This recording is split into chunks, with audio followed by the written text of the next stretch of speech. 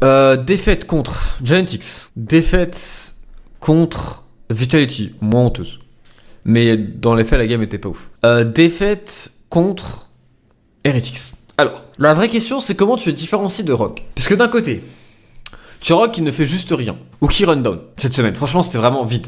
De chez vide. De chez vide.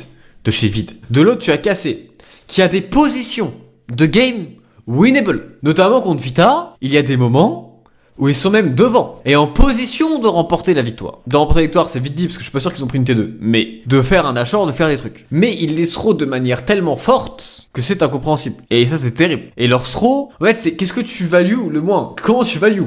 Est-ce que tu préfères une équipe qui fait pas grand chose mais qui fait des trucs plus ou moins logiques, qui essaye de scale, et genre qui run pas très fort parce qu'en fait elle fait rien? Ou est-ce que tu préfères une équipe qui fait un petit peu des trucs, qui tente un petit peu des choses, qui fait des fois un bon dans les games, qui va faire des fois une bonne phase de jeu, mais qui à un moment va tellement run down et te faire un call à base de on trappe des mecs sur un portail et on jump in et on meurt, ou de on fait un baron nashor alors que les deux seuls mecs qu'on a descendu en HP ils ont une TP. Je sais que vous êtes énervé et vous voulez que je mette moins à casser qu'à Rogue. Mais objectivement, est-ce que ce serait sincère de faire ça? Je sais que vous avez envie de mettre 0 parce que vous êtes énervé, vous êtes en mode cassé, vous avez des attentes. Et vous n'avez pas d'attente sur Rogue, du coup ça vous touche moins. Mais ça peut pas être 0. Parce que 0, pour moi, tu prends 3 fois 20 minutes. Pas plus que Rogue en tout cas. Ça, je suis d'accord. Rogue avait Vita, Fnatic et Mad. Cassé avait... Putain, en fait, la perte contre Genetics.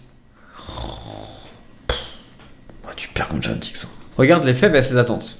Bah, le truc c'est... Comment ça? Parce que si on est en France, évidemment qu'elle peut s'attendre pour casser. Maintenant quand tu regardes Rogue, t'as Larsen Comp, t'as Zoé Smarkoon qui était hype, t'as Ziganda mais qui progresse bien. Les attentes, Rogue tu peux avoir des attentes. En vrai de vrai. Et puis ils ont fait une win l'année dernière. Rogue ils sortent d'une semaine où leur dernière victoire c'est contre G2.